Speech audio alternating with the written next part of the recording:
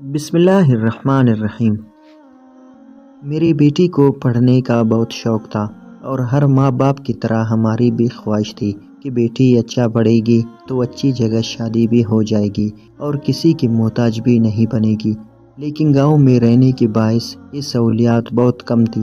میری بچی صحیح تھی، اس لیے وہ ہر کلاس میں اول آتی تھی۔ میری 17 سالہ بیٹی نے انٹرمیڈیٹ کے امتحانات پاس کیے تو ایک ہی ضد لگائی کہ شہر جا کر ڈاکٹر کی پڑھائی کرنی ہے۔ میں یہ بات سن کر پریشان ہو جاتی کہ آج کل زمانہ بہت خراب ہے اور گھر سے باہر تو کبھی نہیں نکلی ہے تو اتنے بڑے شہر میں اکیلی کیسے رہے گی۔ لیکن ایک چھوٹی بیٹی ہونے کے ناطے مجھے اس کی ہر خواہش عزیز تھی اور میں نے ٹان لیا کہ اب اپنی بیٹی کو ڈاکٹر بنانا ہے۔ میں نے اپنے شوہر سے اس بارے میں بات کی تو میرے شوہر نے بھی اجازت دے دی۔ میری بیٹی بہت خوش تھی کہ وہ اپنے خوابوں کو پورا کرنے کے لیے شہر جائے گی، وہاں پڑھے گی اور خوابوں کو پورا کرے گی۔ شہر کی یونیورسٹی میں اس کا داخلہ کروایا تو میرے دل میں 100 طرح کے وسوسے تھے، لیکن پھر بھی دل عجیب ہو گیا تھا۔ پیسہ بھی بہت لگا تھا، ابھی تو آگے بھی اور زیادہ لگنا تھا۔ میں گھر میں کافی پریشان رہنے لگی۔ اپنی بیٹی کو لے کر میرے دل میں دھڑکا سا لگا رہتا کہ کہیں کچھ غلط نہ ہو جائے۔ اور پھر ایک دن رات کے وقت میری بیٹی کا فون آیا تو وہ بہت زیادہ رو رہی تھی۔ میری جان نکل گئی اور وہ روتے روتے بس ایک ہی بات کی رٹ لگائے ہوئے تھے کہ اسے ہاسٹل نہیں رہنا، اسے گھر واپس جانا ہے۔ میری روح فنا ہو گئی، مجھے کچھ سمجھ نہ آئی میں کیا کروں۔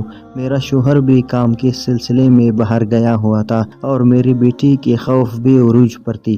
میں نے اپنی بیٹی کو تسلی دی کہ میں اسے لینے کے لیے آ رہی ہوں اور بتائیے کہ کیا ہوا ہے، لیکن اس نے مجھ کو کچھ نہیں بتایا اور اتنا ہی کہا کہ اسے ہاسٹل نہیں رہنا۔ میں حد درجہ بے چین و پریشان تھی کہ آخر 2 مہینے میں ایسا کیا ہوا جو میری بیٹی ہاسٹل میں اس قدر پریشان ہو گئی ہے اور واپس آنے کی ضد کر رہی ہے۔ میرے شوہر کام سے واپس لوٹے تو میں نے انہیں ساری بات بتائی۔ وہ بھی پریشان ہو گئے کیونکہ گاؤں سے اس وقت شہر جانے والی کوئی بھی گاڑی نہیں تھی۔ میں نے اپنی بیٹی کو دوبارہ فون کیا اور اسے کہا کہ ہم تمہیں ابھی آ کر لے جائیں یا پھر صبح کو۔ اس نے اپنی آواز دباتے ہوئے کہا، آپ لوگ مجھے صبح آ کر لے جائیں۔ اور اگلی صبح ہم دونوں میاں بیوی بیٹی کے ہاسٹل گئے۔ وہاں جا کر ہم نے دیکھا کہ ہماری بیٹی کی حالت بہت خراب تھی۔ وہ شدید بخار میں مبتلا تھی اور اس وقت میں اس کے قریب بیٹھی اور اس کا کندھا ہلایا اور اس کو پکارا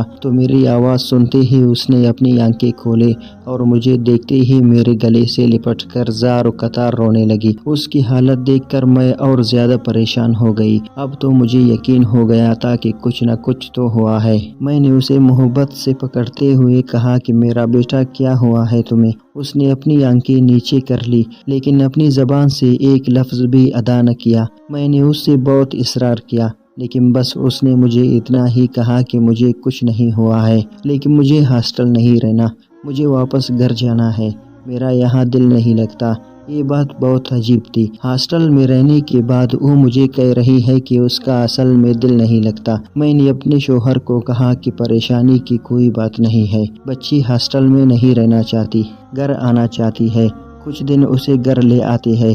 میرے شوہر نے کہا ٹھیک ہے۔ ہاسٹل انتظامیہ سے بات کرنے کے بعد ہم لوگ اپنی بیٹی کو کچھ دنوں کے لیے گھر لے آئے۔ گھر آنے کے بعد بھی اس کی حالت مزید بگڑتی چلی گئی۔ اس کو شدید بخار تھا اور وہ دن بدن کمزور ہوتی جا رہی تھی۔ بہت ساری ڈاکٹر سے اس کا علاج کروایا لیکن کہیں سے بھی آرام نہیں ملا۔ تقریباً 10 دنوں کے بعد اس کی حالت تھوڑی بہتر ہوئی تو ہم دونوں میاں بیوی کے دل کو بھی چین آیا۔ میری بیٹی بہت ہنسمکھ اور خوش اخلاق تھی، لیکن جب سے وہ آئی تھی ہر وقت اپنے کمرے میں لائٹ بند کر کے اندر ہی پڑی رہتی۔ آج میں اسے کمرے سے باہر لے کر آ گئی اور دھوپ میں بیٹھنے کے لیے کہا۔ کچھ دیر تک تو وہ میرے ساتھ بیٹھی رہی اور اس نے کوئی بات نہیں کی، حالانکہ پہلے تو وہ سارا دن مجھ سے باتیں کیا کرتے نہیں تکتی تھی اور اب اس قدر خاموش ہو گئی تھی کہ اب تو مجھے جاننا تھا کہ آخر ہاسٹل میں ایسا کیا ہوا ہے جس نے میری جان سے بیٹی کو اس قدر پریشان کر دیا ہے۔ 2 ہفتے میں اس کی حالت بہتر ہو گئی۔ اور وہ بالکل ٹھیک ہو کر پہلے جیسے ہو گئی۔ اس کو صحت مند دیکھ کر ہم دونوں میاں بیوی کی خوشی کی کوئی انتہا نہ رہی کہ ہماری اکلوتی بیٹی پہلے کی طرح صحت یاب ہو رہی ہے۔ جب وہ بالکل ٹھیک ہو گئی تو میں نے اسے کہا کہ بیٹا اب تمہیں یونیورسٹی واپس جانا چاہیے کیونکہ تمہاری پڑھائی کا بہت وقت ضائع ہو رہا ہے۔ میری بات سن کر وہ بہت پریشان ہو گئی اور مجھے اس کی پریشانی سمجھ نہ آئی۔ اس دن کے بعد بولی آپ مجھے بس یہی رہنے دیں، مجھے واپس نہیں جانا۔ اگلی صبح جب میں اس کے کمرے میں گئی تو وہ زار و قطار رونے میں مشغول تھی۔ میں جلدی سے اس کے پاس گئی اور اس کے منہ سے تکیہ ہٹایا اور اس سے پوچھا کہ کیا ہوا ہے، تو کہنے لگی کہ میرے پیٹ میں بہت شدید قسم کا درد ہے جو کہ ناقابل برداشت ہے۔ تو میں جلدی اسے ڈاکٹر کے پاس لے گئی۔ ضروری چیک اپ کے بعد ڈاکٹر نے آ کر بتایا کہ تمہاری بیٹی ماں بننے والی ہے۔ یہ سنتے ہی میرے پیروں تلے سے زمین نکل گئی اور میں گر کر بے ہوش ہو گئی۔ جب ہوش آئی تو میں نے دیکھا کہ میری بیٹی میرے سرہانے بیٹھی رو رہی ہے۔ میں نے روتے ہوئے کہا بیٹی یہ کیا کیا تو نے اور اس بچے کا باپ کون ہے؟ تو میری بیٹی کہنے لگی امی مجھے معاف کر دے، میں بہت بری ہوں، میں نے آپ کو دھوکہ دیا ہے اور دیکھیے بدلے میں مجھے بھی دھوکہ ملا ہے۔ میرے کالج کے باہر مجھے علی نام کا ایک لڑکا ملا تھا، میں اسے پسند کرنے لگی۔ جب مجھے پتا چلا کہ وہ شہر میں رہتا ہے تو میں نے آپ سے شہر جانے کی ضد کی اور شہر چلی گئی پڑھنے کے لیے۔ روزانہ میں علی سے ملتی تھی۔ علی ایک ڈاکٹر تھا۔ ایک دن اس نے مجھے کہا کہ وہ شادی کرنا چاہتا ہے۔ میں نے بھی ہاں کر دی۔ اب میں آگے نہیں پڑھنا چاہتی تھی۔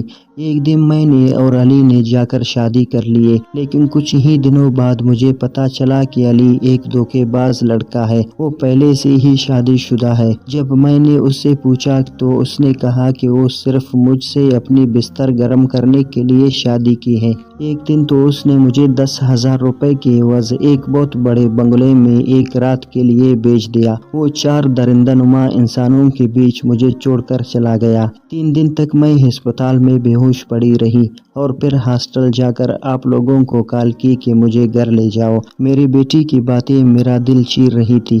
میں نے اسے اپنے سینے سے لگایا اور اس کے ابا کو بہت ساری باتیں بتائی۔ اگلے دن صبح جب میں اسے جگانے گئی تو اس کے کمرے کا دروازہ اندر سے بند تھا۔ میں نے بہت کھٹکھٹایا مگر اس نے نہیں کھولا۔